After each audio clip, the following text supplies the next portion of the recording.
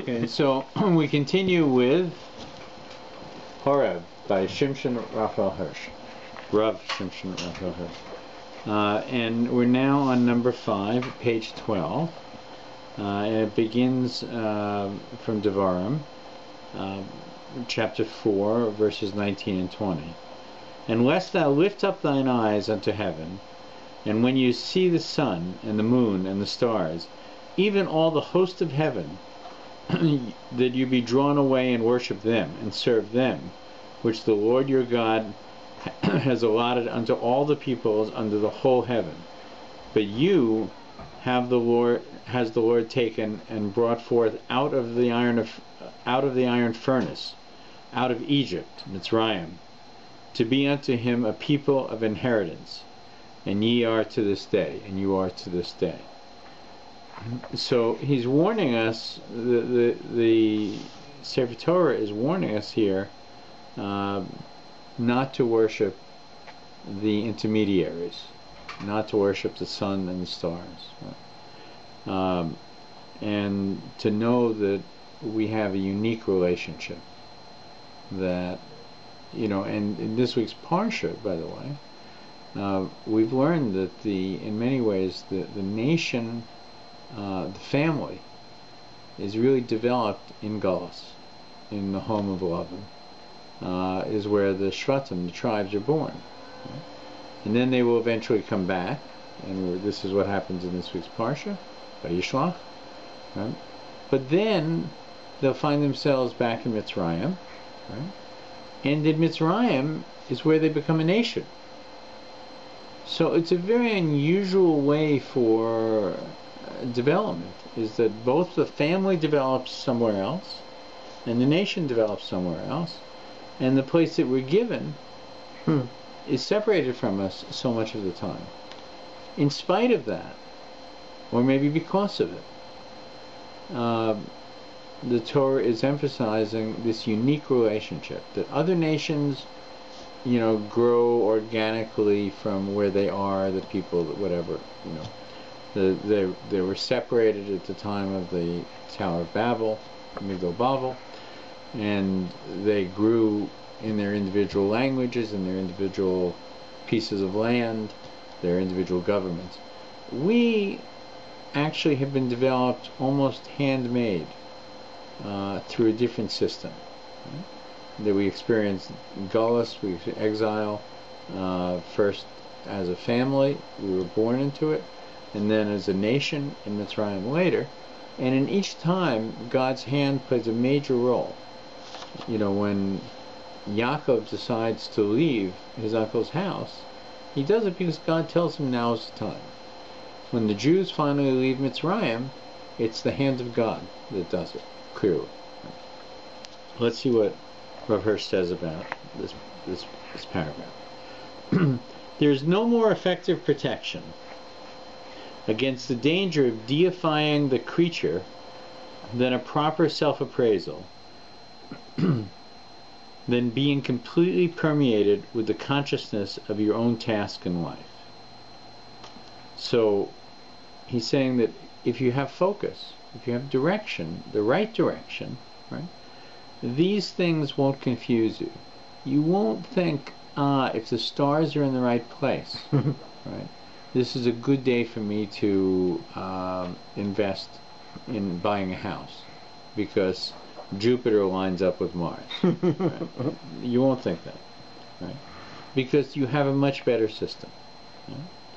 If you feel yourself to have been born only for enjoyment or suffering, then indeed you will bend the knee to every being that dazzles you with its powers, as being in your eyes one of the lovers that move the world. And you could change that in our time, although this was written, only about 150, 200 years ago, that not just any being, but any gadget. There are people who are drawn into the eyes of this world, the iPods, the iPhones, the iPads, right, in such a way, right, that they begin to worship it, that it controls their lives. Right? Yeah, they get up and they go to the store at 12:01 at midnight, so they get the first one to get it. Exactly. That's right. Crazy. Exactly. Yeah. Right. If, however, you feel yourself to have been assigned by God the station in which you were born in order to execute His will at just that post, in that circle, with those means, in that space of time, and for that part of His world, were your task only that of a blade of grass, then that consciousness and that spirit, you stand on a level with the most brilliant and the gifted of creatures. You're on the right team. That's the whole point. Once you're on, Abraham Lincoln was famous for having said that the South claims that God is on their side in the war. We claim that we're on God's side. Right? And this is actually Rav Hirsch's point, in fact, here, is that as long as you're trying to do it yourself, right? The guy who can make a deal with you, your boss, your friend, your influential person that you brush with fame, that kind of thing. Having we know that the whole idea of advertising, Rav Breitowitz talked about this, I think, last week, is the idea that advertising isn't about the product. It's about what it makes you. Right? What you will become if you own these tires. What you will become if you buy these skates. What you will become if you smoke the cigarette. Right? It's actually not about how good the tires or the cigarette are. It's about how it will transform you into something that you wish to be. Right? And his point is that there is only one transforming thing. Right? And that is the knowledge of God and what it is that God sets out for us to do. When we have that knowledge, everything has a direction to it. Everything has a meaning to it. Everything has a purpose to it. And the most critical thing that one understands suddenly is that I have a purpose. Right? And that I am not just simply have the privilege of working for the head of IBM or Apple, right? But rather I have the privilege of functioning for the designer of the universe. Right? And to be on that side is a good side to be on. So even if you were a blade of grass, that's his point. Right? In that consciousness, you see all creatures on a level, all performing the tasks assigned to them by God, all servants around the throne of God. And the foremost servant is man, charged with fulfilling God's will consciously and freely. Right? The bear and the squirrel, the cockroach, the mosquito, the gnat, the bat, right? All function perfectly within God's plan. And they do it effortlessly, really. They wake up in the morning and they go and do the things they're supposed to do. It's perfectly part of God's plan. But the foremost servant is man, because man is given a whole different set of tools to do this job. This appraisal of oneself as being directly subordinate to God, along with all creatures, is demanded of Israel as a shield against deification of the creature, and in order that with untrammeled gaze Israel may see everywhere only the one creative God, and in all beings His servants. Now, when he's saying creatures, right? When we think of creatures, we think of usually something sort of slimy that crawls out from under a rock. Right? But really, that's not what Rav Hirsch is saying here. He's referring to creatures to literally everything that has a life force to it. Whether it's a blade of grass, whether it's the things in the solar system, whether it's the king of beasts, or a worm. Right? They're all creatures, right? And they are all are creatures, and separate from them, he's describing man. Right? Never say Scripture look upon never says Scripture look upon the sun, the moon, the stars, and all the hosts of creation, without thinking that it is the Lord thy God that is the ruler and the guide of your life also. And by the way, it goes beyond that. Right? when we see the sun and the moon and the stars, we're conscious of the tremendous creativity that puts the universe together. But sometimes we're struck by great beauty, you know, a beautiful piece of music, a beautiful piece of art, an attractive person, right? An animal, right? Or it can be a still life painting that moves you tremendously. It can be a sunset, millions of things. All of those things we should understand are ways of God revealing His might and His power and His majesty to us, right? And if we see them in that light, as opposed to independent acts of nature, for instance, or in a much more primitive way, the act of the God of rain, right? But if we see the direct connection constantly, right, it means it links us with us. It's part of the reason, I think, that we say a bracha when we hear thunder, and another bracha when we see lightning, and another bracha for a rainbow. You know, we're saying brachas all the time, is that we should always have an awareness, constantly, right, of there's no intermediary. Everything before us is godly, right? And that we should, when we see beauty, we should recognize that beauty is derived directly from the essence of God, is where it's coming. Who has a portion? Okay. So let me just back up a little bit. Never says Scripture, look upon the sun, the moon, and the stars, all the hosts of creation, without thinking that is the Lord, thy God, that is the ruler and the guide of your life also, who has apportioned them as distributors of power to all the peoples of the earth, and that the same God has selected you to be His people. That is to say, to be in human affairs the proclaimers of His will and His instruments for the education of humanity. Never forget that the most brilliant and gifted beings are only creatures of God and doers of His will, and therefore they do not stand higher than you, who have joined the company of the servants of God and the performers of the divine will, bearing as your charge the light not of body but of the Spirit. So this is a very essential thing. I was learning last night the Kuzari, and it's pointed out by Yehuda Halevi that the difference between the Jew and the non-Jew, he doesn't use the term, but at the level of the soul, is actually the ability to prophesy. Right? Which means that both us and non-Jews have tremendous amount of ability to do good in this world, to function, to all this thing. But we have a unique potential. Not many of us fulfill it. A unique potential to have this direct connection of prophecy with God. So, and it says, you know, in these days there isn't prophecy. So in some ways, Yehuda Halevi would say what we are is something in potential rather than something in fulfillment.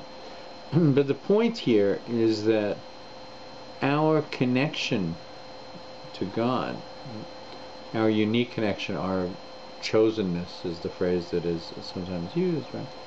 Is that we are chosen in order to bring His word, His message to the world. That is really, you know, proclaimers of His will and His instrument for the education of humanity. That's what we're chosen for, and it's a tremendous task. It's a very big responsibility. That's it. That's the point, is that it is, well said, that it is a responsibility. Young men and women of Israel, let the consciousness of your mission penetrate you through and through. Be ever conscious that the same God who has prescribed the course of the sun, the path of the light ray, the development of the worm, has in His Torah also given you the law of your life.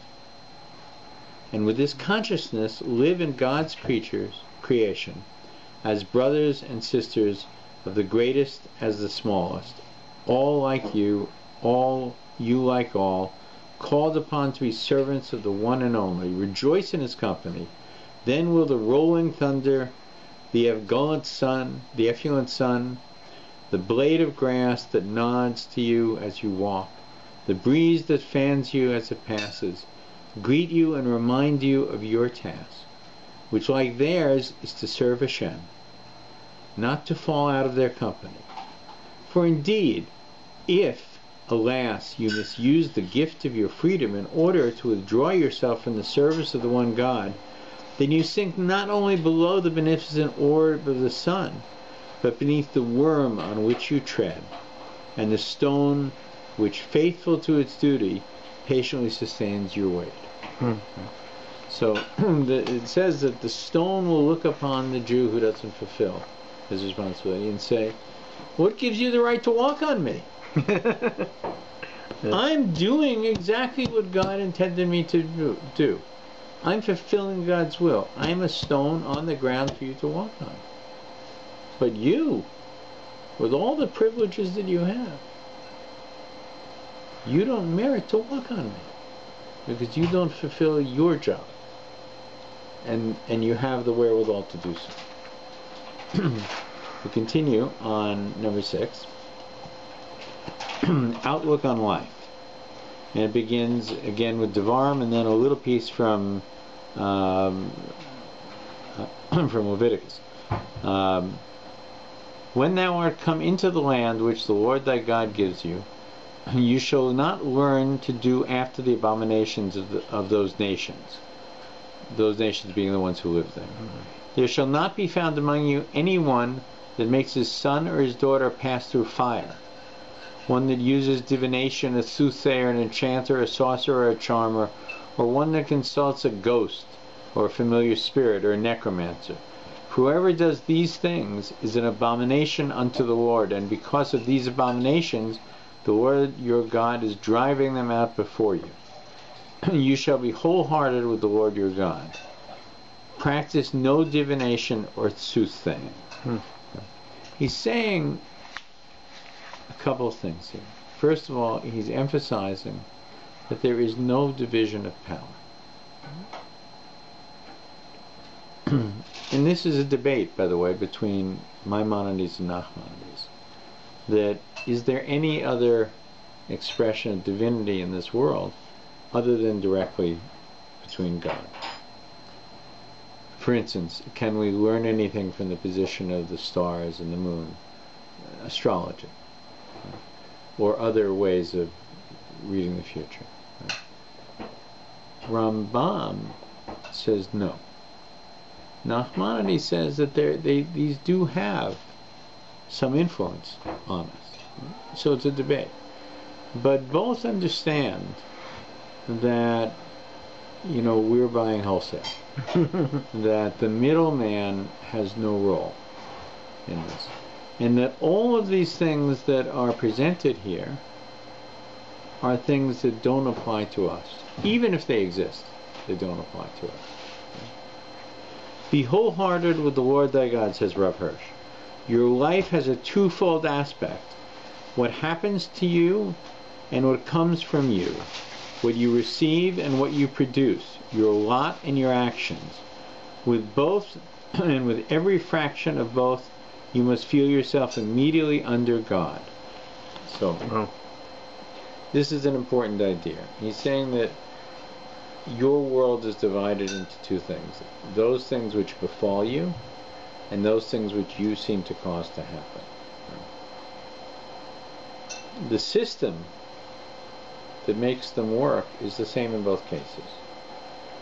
You may feel, I am determining my route of traffic today. I put into the GPS and this is my route. And if you have a flat tire, you may say, why did God do that to me? But both are done with the same amount of attention from God. And if the route you chose from your own experiential history is one that is effective and works, then God encourages it. And if there's a reason to pause and think, maybe he gives you a flat tire. But in both cases, these are things which God has control over. But by the way, not that when you don't influence it, you do, and we'll come to that in a second.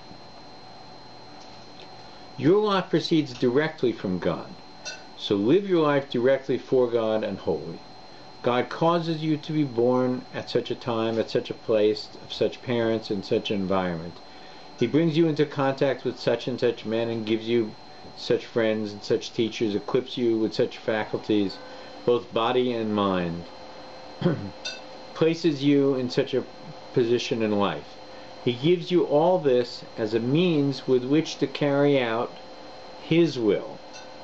Everything which falls to you, and you owe therefore directly to God. And again, it is His will alone which you should fulfill, and with all that has fallen to your lot. You should not, must not, for whether you will really fulfill it depends entirely on yourself. As the sages say, everything is in the hands of God except the fear of God. This comes from Rabbi Akiva's teachings. Okay. Everything is God's, only your heart is yours. So he's now dealing with the issue of free will and predestination. Yeah. But just as your past and your present have come to you immediately from the hands of God, and we recognize this, right?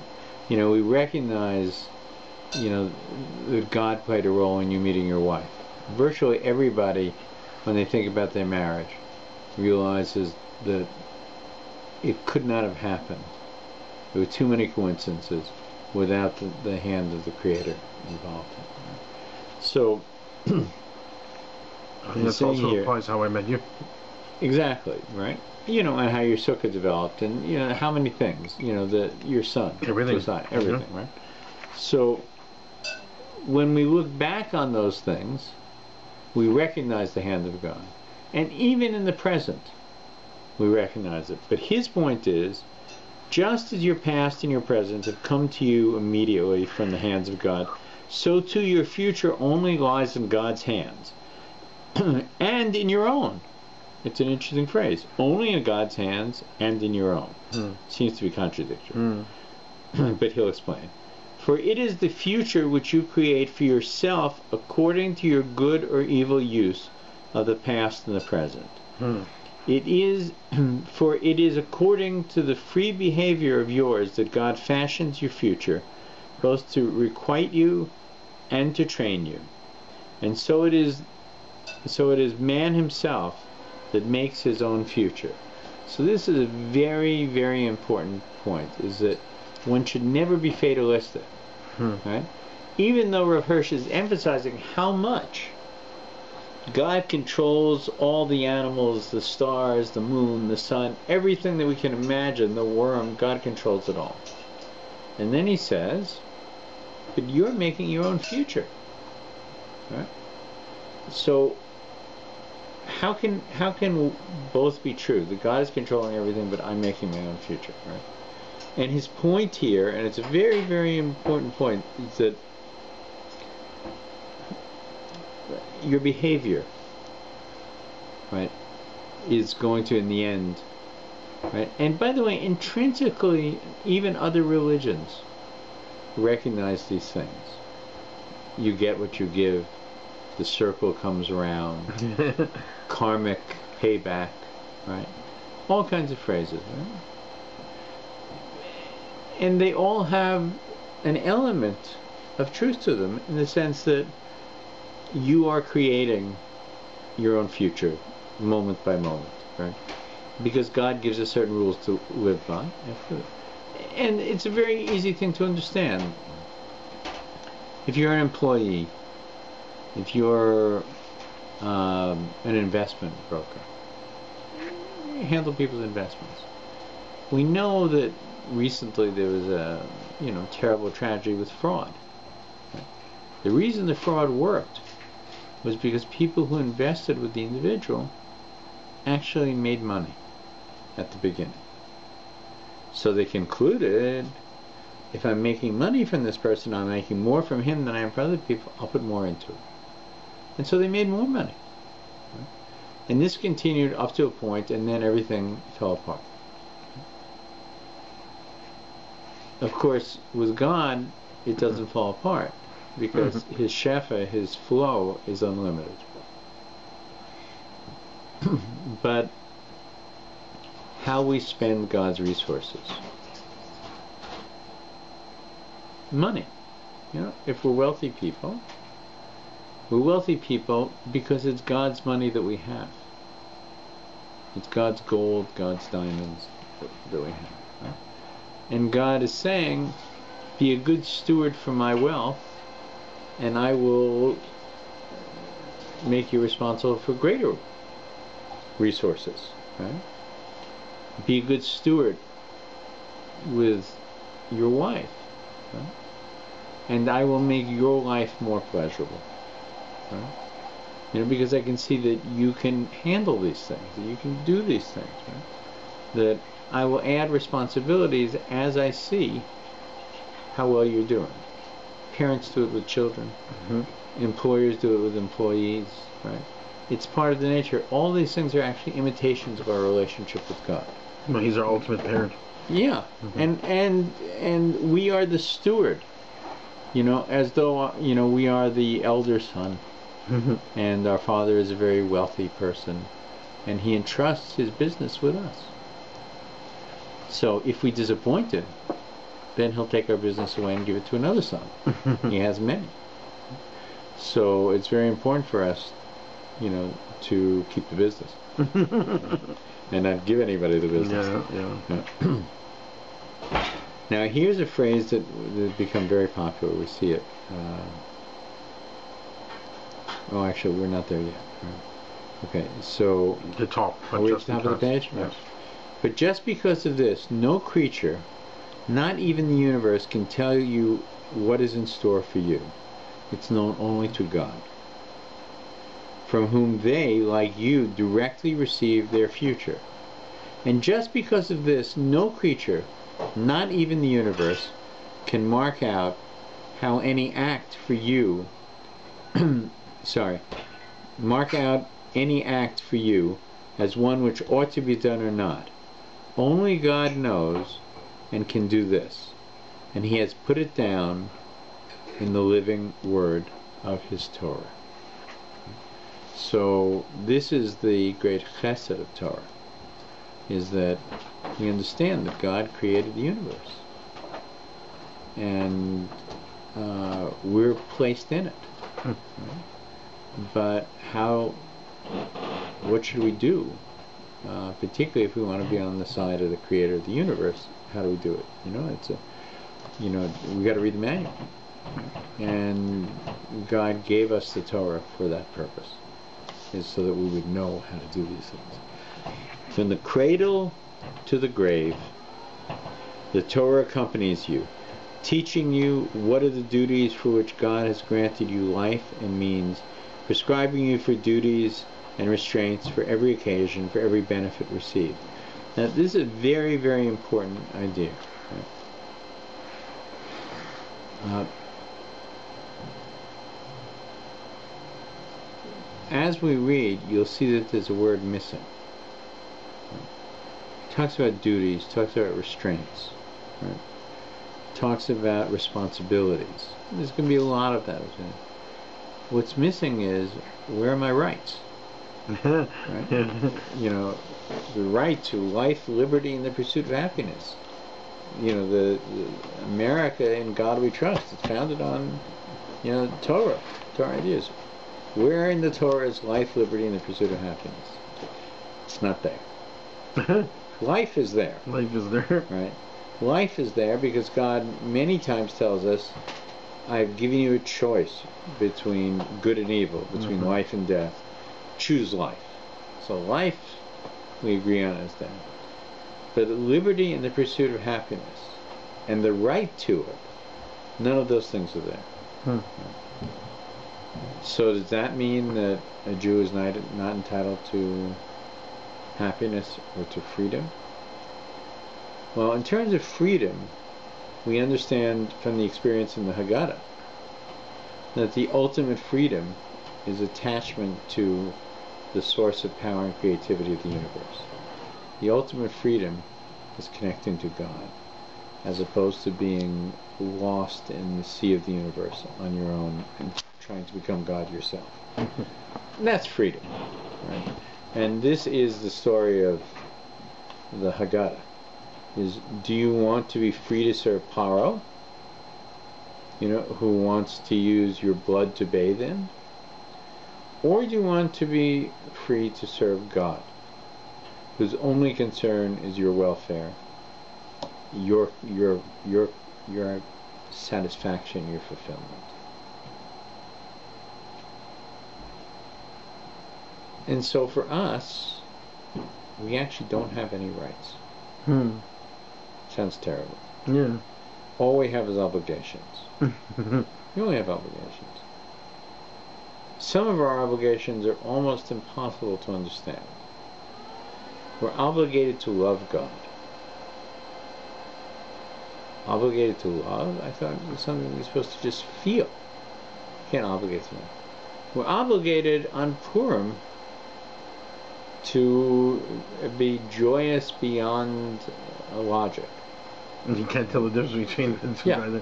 I mean, be drunk. Absolutely. We're obligated on Shabbos to be joyful. There's a very, very powerful story of, I think it was Rabbi Balaness, whose two sons passed away on Shabbos. Oh my. And his wife didn't want to destroy his Shabbos with the news. And so she put them in the house where he wouldn't see them, or he wouldn't be aware of it. Meir Balaness was blind. They were young boys, or? Not sure of the age. Mm-hmm. And at the end of Shabbos, she explained in a mashal that when something is loaned, eventually it's retrieved, taken back. It's the nature of a loan. And so it was with their sons. That we are given a certain amount of time in this world, and then we will go into the world to come, which is an even better place, by the way. So it was. Right. But she held off not to ruin the Oneg Shabbos for her husband, the joy of Shabbos. So we're commanded to be joyous. We're obligated. You're obligated to be joyous. On Tisha B'Av, we're obligated to be sad. These are obligations. These are not rights. So our satisfaction in life, our nachas, our joy, our simcha, our brachas, right, come from the fulfillment of mitzvahs. Whether it be the mitzvah of Oneg Shabbos, of the joy of Shabbos, right? Or the mitzvah of the mourning for the base of Mikdash, that it should be rebuilt on Tisha B'Av. Whatever it is we're commanded to do, that's our obligation, and our pleasure in life comes from fulfilling it.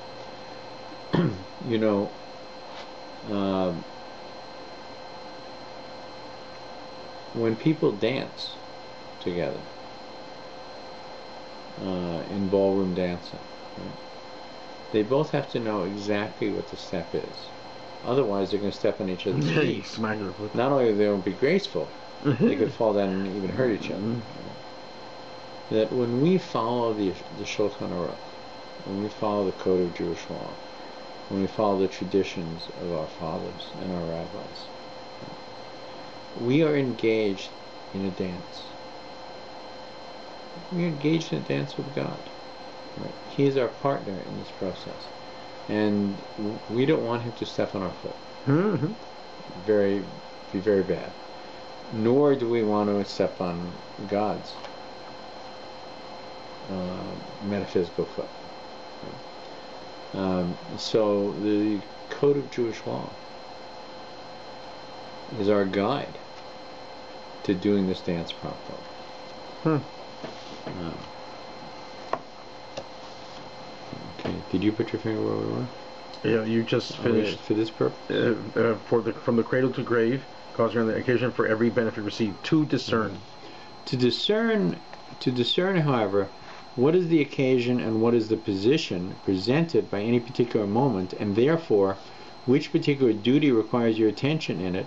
For this you must thoroughly grasp the nature of each moment as it comes, in order to judge whether you have now the means for performing this or that duty, whether the present situation requires this or that duty for you, and how you can best perform the duty devolving on you. For this purpose God gave you understanding, Chokmah, Bina, Das, opened your eyes in order that you might be able to measure object and means and examine what lies before you. Use your understanding. It's a gift from God. I added that. Right? Use your understanding. Nature and man are the means and the context of your activity. These are before you.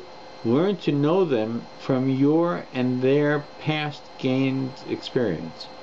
Which duty you ought to perform, you can learn from the Torah, but whether and how you can perform it at any given moment, you must learn from experience and discretion. Which is why, by the way, sometimes the earliest stages of somebody who is Baalei Tshuva is hard. Because you don't have the experience. You have to rely on the experience for Rav, right? You know, and some things that are complicated, you always go back to those sources, right? But what Hirsch is saying here is that it's not simply a route process, right? That, you know, we should look at the calendar and not look at this Shabbos only, but look at the calendar for the next 4 Shabboses. See what's coming up. How do we prepare for it? You know, one of the qualities of a Navi, of a prophet, is to understand the present and to know the future. Right? So this is not the exclusive territory of the Navi. There's one other person who knows the future, and that is the Chacham, the wise person. Part of the definition of a wise person is he knows what are the results of his actions.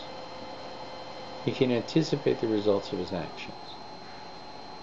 This is a symptom of wisdom, that a person can know the future, not through a mystical experience, but through an understanding of the present and his experience as to what happens in the past. You know, all of us know from experience that when I pick this up, actually I should pick a dark one, when I pick this up, right, and I let go of it, open my hands, that it will not go up.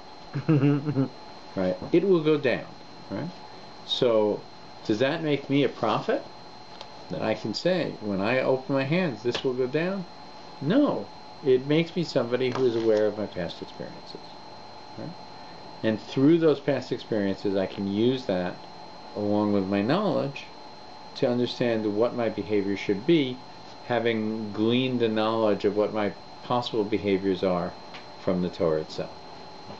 And by the way, when he says the Torah, he's talking in the broadest sense the Torah. The Sefer Torah, the Gemara, the Medrash, and certainly the Code of Jewish Law, the Shulchan. Therefore, for your duty, consult the Torah. But for its performance, consult experience and discretion, and lay your future entirely in God's hands. Perform what you have recognized to be your duty at any moment, and do not be led astray by circumstances which would be craziness to regard as being of importance for your conduct as indicating your proper course. So this is a very important point. And in fact, we know people whose in lives this happens, right? A person says to himself, it's impossible for me to fulfill the entire mitzvah. Right? What do I do? There are circumstances around me. Right? So at this point, be like Avraham Avinu. Right? God says Yitzchak will be the father of the nation. And then God says, kill Yitzchak. Yeah. So for Avraham Avinu, it's not simply a question of obedience. Yeah. You know, so he was a great philosopher. He was a scientist. Saying, it's impossible. I can't kill him and also have him be the father of the nation. That would have been a very, very normative process. Yeah, it's usually what he would have thought, yeah. And in some ways, it might have been a greater test than the idea of bringing your son as a sacrifice, because in his case, since he was dealing directly with God, right, he understood that this was an opportunity for both him and Yitzchak understood it too, right, to rise to a higher level. It wasn't about, murder. It was about the ability to rise to a still higher level in the service of God. But it was in conflict with the promise that God had made. So it might have been the most difficult test for Abraham, was to reconcile a duty that he's given, go and do this thing, and the promise that he's given by the Almighty. He makes a decision, and he makes it very quickly. And the decision is, it's my job to fulfill the mitzvah. It's my job to do the duty. It's God's job to keep his promise. Right? So when we have these kind of issues, we should do them. At Pesach, people are very, very busy making matzah before Pesach. Making the matzah. Making the matzah before Pesach. During Pesach, we're busy eating it. Before Pesach, they're busy making it. And from the moment that they begin the process to the moment that it's baked, it has to be under 18 minutes. And they set a timer for it, and they have a routine for it, and everything really does move like clockwork. Can only be in the oven 18 minutes. What? Only be in the oven 18 minutes, that's it. Not in the oven. From the flour is here, water is here, right? From the moment the two are combined to the moment that it's baked, can't exceed 18 minutes. Wow. So it has to be combined with flour, it has to be kneaded, it has to be portioned, it has to be rolled out, it has to be perforated, because otherwise it would be like pita, right? It has to be delivered to the baker and put into a very hot oven, right? All that has to happen within 18 minutes. It's labor intensive. If you ever go to a matzah factory, or, by the way, KosherTube has many films on matzah bakeries. Yeah. When we get to Pesach, you'll be looking at them. Okay. But it's good to experience a matzah bakery actually, as well. You've been to a matzah factory? Right? Yeah. But there is a mashal in making the matzah. What's the penalty for taking 25 minutes for making it? Or 19 minutes. Right. Or 19, right? It's not kosher. But more than being not kosher for Pesach, it's actually the worst kind of violation, a biblical violation. Right? We consider it to be chametz. Wow. So the mashal of making matzah, the pressure and the hurry to do it, is it should become chametz. It shouldn't become puffy, it shouldn't become full of itself, right? And so there's a tremendous amount of pressure to do this mitzvah quickly. But this is true of every mitzvah. When your friend calls you and says, Charles, can you do this for me?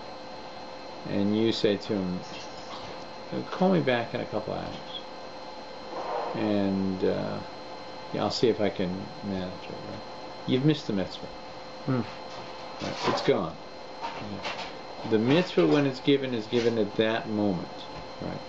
And we should act on it. And that's his point here, is that you consult the Torah as to what it is, but do not be led astray by circumstances which would be craziness to regard as being of importance for your conduct and as indicating your proper course. What distracts you from doing the mitzvah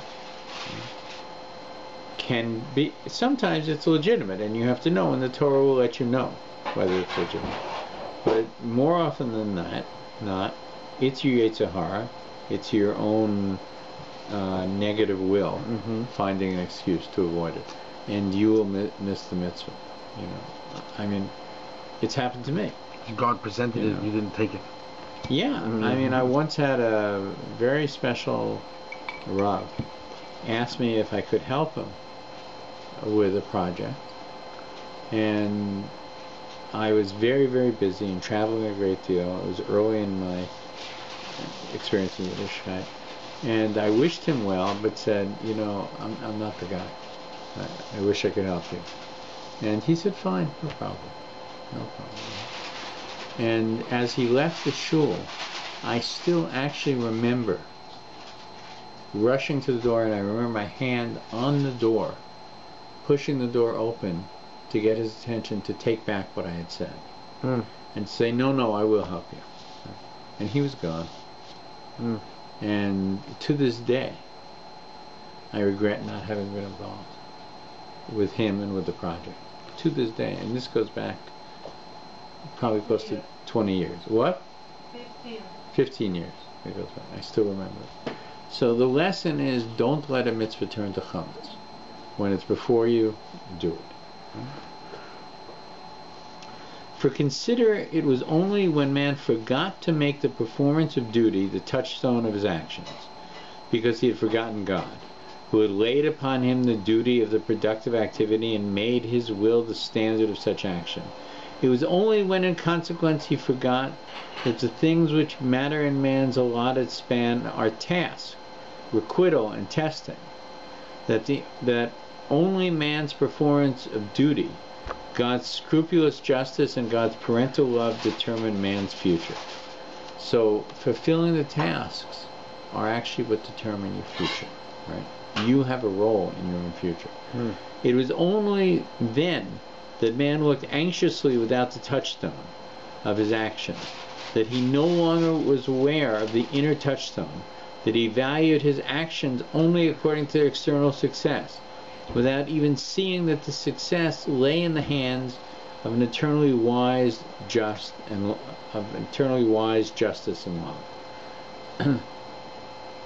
We know that on Rosh Hashanah, how much money we will make for the year is determined. It's determined, it's written, it's sealed, it's done. Wow. So if I work twice as hard, will I make twice as much money? No. If I work half as hard, will I make half as much money? Probably not.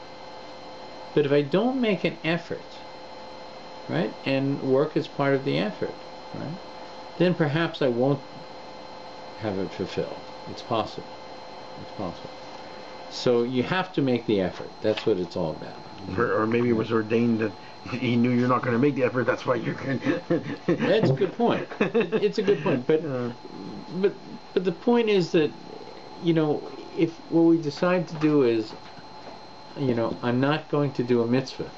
Right? And by the way, eating a chocolate chip cookie for my wife is a mitzvah, because you get to say a bracha. Okay. Right? Which was the bracha for chocolate chip cookie? Baruch atah Adonai Eloheinu melech haolam borei minei mezonos. Baruch atah Adonai Eloheinu melech haolam borei mezonos. Borei minei mezonos. Nice and hot.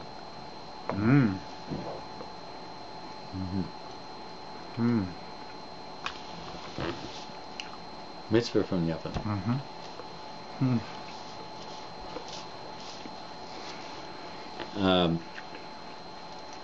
So his point here is that when you forget the relationship that you have with God, or you don't know it, you know, those of us who have not always lived a Torah lifestyle can look back and see how hard it was, really, to figure out, you know, what our action should be. That we were at sea, is the expression, in many ways. It was therefore the world of the creature which was to decide for him, right, to which he felt himself bound in his performance. It's very sad. It was the universe or single creatures representing it, to which he turned to discover whether they did not mean or intervene between the beginnings of his actions and his success. But the creature world is dumb, and the universe itself does not know what the one God has in store for it. Thus man deluded himself and paid superstitious attention to circumstances which have not the slightest connection with his behavior. So it's important to understand some differences here. And that is the difference between avoda, service of God, and superstition. So, do we pick up the Torah and raise it, right, after we've read it, as some kind of ritual of good fortune? No, we have a gift, and we're recognizing that gift. Hakar Satel, we're saying thank you for this wonderful gift of the blueprint of the universe. That's what we're doing. Right? But when we walk around where a black cat has crossed the road, right, what's that about? Right? It's not like some kind of superstition. Right? So, service of God, as told to us through revelation, through the Nevi'im, and through the learning of our rabbis over the centuries, right, is not superstition. It's actually learning how to waltz with God. It's how to put your foot in the right place at the right time. That's what it's about. Superstition is a denial of God in this world. It's saying, I can control the fates by cutting the foot off a rabbit and attaching keys to it. Yeah. Right? I can, I will win hockey games if I don't bathe and wear the same shirt for the next 4 years. I will continue. Right? It's my lucky shirt. Yeah. It may have a placebo effect on the person. If I use a different pen than this, to sign my contract, it'll be a disaster. This is the only pen that brings good luck, good fortune in a contract. Right? What may happen is that I may work harder to fulfill the contract and to please the person on the other side because I know that the potential is there for it to work because of the pen. The pen had no effect at all. None. Right? Worse than that, it gave me a false illusion of how the whole system works. So one has to understand the difference between taking 3 steps forward and 3 steps back during the standing prayer, right? In order to make a physical movement, towards holiness, right? This is a physical statement of your own desire to become closer to the Creator of the world. That's very, very different than I won't walk under a ladder. Now maybe you won't walk under a ladder because there's a chance that something could fall on you. Then that's true of most things that are precarious above you, right? So some things may have some logic to it, but some have no logic to it at all. Most. Hence, such delusion and such an outlook on life is an abomination to God, to the Lord, who calls upon you to act like a free human being, for it involves the profoundest misjudgment of God and man, and at the same time uproots God and man in human beings. Right? Takes godliness out of man and replaces him with the darkest kind of superstition. And we see this in things like voodoo. Yeah, they're nuts. And what he's referring to early on when he says you should not let your child walk through fire is Moloch, right? Which is a forbidden practice that people would put their children in a fire. They throw it in there? Yeah, and kill them in order to have better crops next year. What? Yeah. The god of crops will be happy if I give them my firstborn child. Right? So I do it. Right? Okay.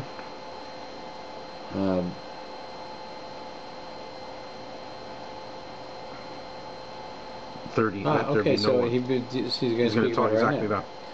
Let there be no one among you who thinks to subject himself to Moloch, the blind power of fate. No one who first has lots cast about his prospective action, who consults the stars, selects times for the bad action, and no time is good for the good action. Every time is good, and if you can perform a duty now, why wait till later? Don't delay. That's what he's saying. You got a mitzvah in front of you. Every time is good for performing that mitzvah. There's no time that is bad. So you may ask the question. You may have been thinking this because it says, no one who first casts lots about his prospective action. Right? So what is it? We know that every year we cast lots. Right? We have 2 goats. Right? We cast lots to decide which one is going to Seir to be killed, and which one is going to be a korban of Hashem to be killed for God. What's this? We're throwing the dice? What's going on? So the truth is that lots can have a meaningful holy result, but only if God instructs us to do it. So God says specifically you should do a gorah, you should do a lot on Yom Kippur to decide which goat is for which. And I, God, will be the one who will influence the choice in that situation. But I'm telling you about it right away. Right? I'm not saying to you, you know, if you want to get rich, go to the racetrack and bet $2 on, you know, the old gray mare. You know, that's not a great way to spend my money. So do it. Why wait till later? Do you know whether you will live till later? Whether later you will have the same strength and the means as now? No one who allows omens to decide for him or against him or against an no one who allows omens to decide him for or against an action. Whether today is Monday or Tuesday, whether your foot is stumbled on the threshold, whether your stick has fallen from your hand or a bite from your mouth, whether your child has called you back from the door, whether a hare or a roe has crossed your path, whether a snake has passed you on the right or a fox on the left, whether a weasel or an owl or a dog has greeted you, that you should decide what you do and not do. So these are all like omens. Different omens. Yeah, that's right. Which is all meaningless garbage. Right. Whether the lines of your hand are crossed in this way or that, palm readers. Whether you were born in this month or that month, astrology. Whether your shadow appears to you like this or like that in the moonshine.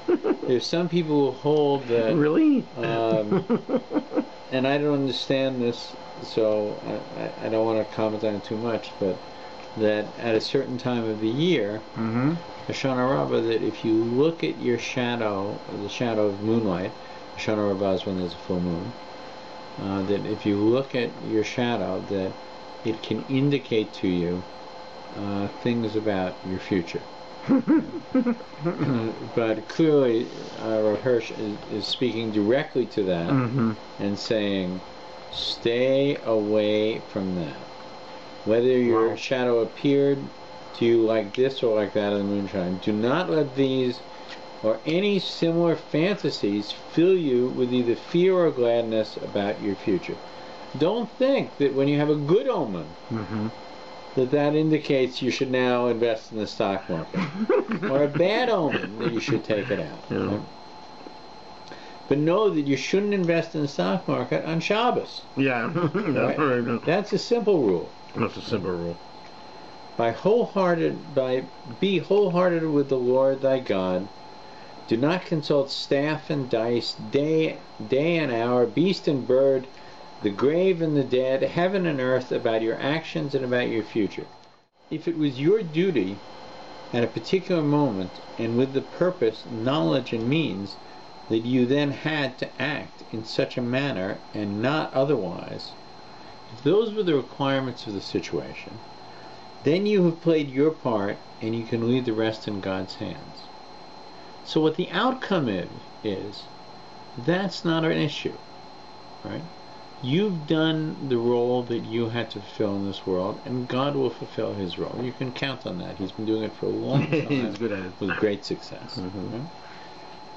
So he says, an evil deed which succeeds is no better for that than a good deed which fails, and it's certainly no worse. Right?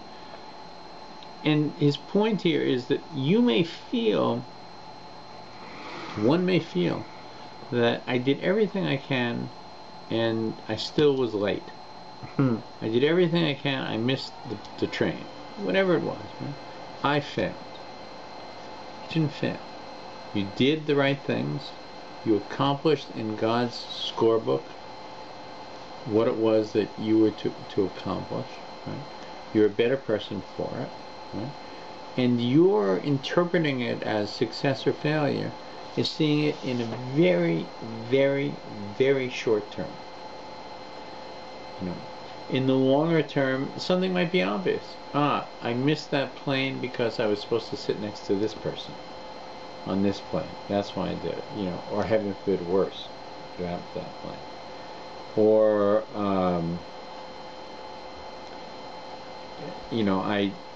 I missed the opportunity to invest in this. Right? And this went up for a moment, and then the bottom fell out of it. That's the simple way of understanding. But even if in your lifetime you don't see what the result of it was, in the next world it'll be very, very clear. In the world of truth, Olam Emes, right?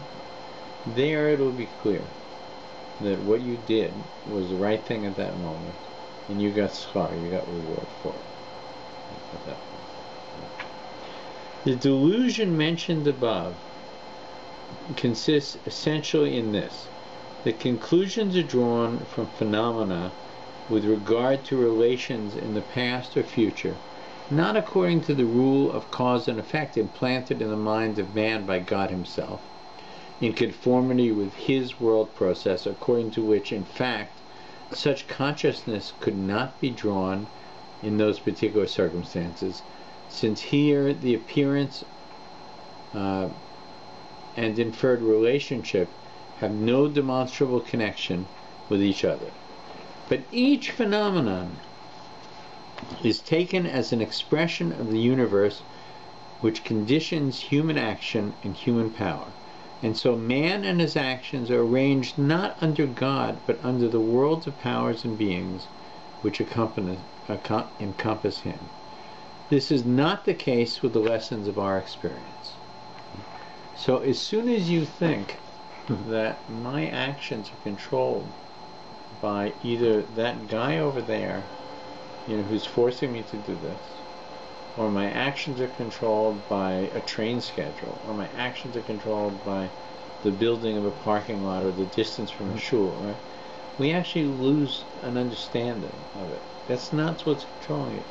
All of those things are set there to develop you by God. Right? Yes, there are crises involved in that, right? But crises are tests. Right? And when we pass them, we come out of it better for it, stronger and wiser for it. So this is not the case that we believe that nature is controlling all these things, right? With the lessons of experience. Having learned by indisputable tests to recognize two states as cause and effect in nature, or as premise and conclusion in human life, then wherever you find cause and premise, you may expect to find effect and conclusion. And similarly, you may presume that the former where you find the latter. For in doing so, you respect the laws of God, which Himself, it is the laws which God Himself has fixed in nature and human life, and act according to the rule which God has planted in your mind for their comprehension. Similarly, when you have made two phenomena follow one another incontestably 3 times to outward appearance, you can at once find them further. Find them for further experiment. Although no connection between the two corresponding to your other experiences has yet become clear to you, for only in this way is the experience accumulated. So at the moment things are happening, when you're in the middle of it, right, you should try to have some peace inside of yourself. It's not easy to do, and it takes training to do it. Right? And the training, the center of the training, is to understand that the same cause of the things that are obviously good in my life are the cause of this stress. And they are happening in order to improve me, right? In order to give me reward, in order to change qualities about myself. And take a breath and understand how close it is that you are to God. In your life in the last few years, day in and day out, you experience things that can only be described as miracles.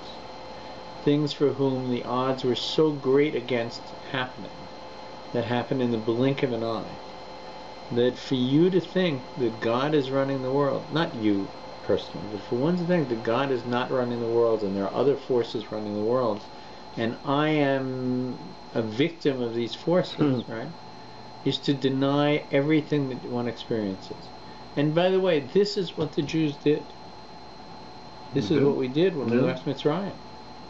Right? We had witnessed this incredible, the plagues, the splitting of the sea, the miracles, the wealth, all of the things, right? And yet, you know, we turned around and we said, Amalek is God in our midst.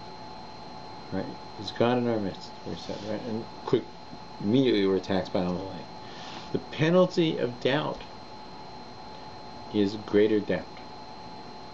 And it's very hard to live with doubt. To live with a question is not to live with doubt. Questions we resolve. We don't always resolve them with a satisfactory answer, but we resolve questions. Right? Doubt is something that is an emotion that stays with you. It's not something that a question resolves. You actually can get a satisfactory answer and still insist on having a doubt if you're that kind of person, if one is that kind of person. So it's very important to understand that God runs the world, and that in our lives He runs it in a very positive way. He runs it for our benefit, really. It's not for His benefit. Nevertheless, in your own experiments, beware of deceiving yourself. See that you are circumspect and deliberate and free from prejudice, that you know how to verify, how to separate the essential from the inessential, the exceptional from the general. And where you want to absorb the experience of others, see whether you can assume in them the existence of all these qualities and truthfulness. So, you know, again, it comes down to using your mind, right, to analyze your situation. It's not a reflexive process. You know, Hirsch, in many ways, is using a lot of scientific terminology. Yeah. Right? That he wants you to observe the world around you. He wants you to draw conclusions, you know, from the world. But he doesn't say go into that world with just your common sense. He gives you the Torah. He gives you all the elements of the Torah, the Ksav, the written Torah, Torah Bal-Peh, the oral Torah. And he says these are the methodology with which you analyze your world. But you must analyze it and come to the conclusions.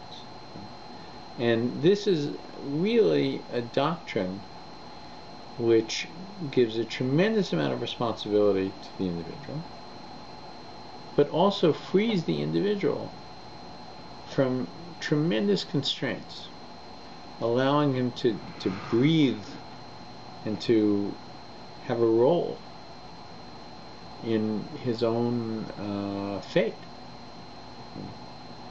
And one would hope that if we refine these principles,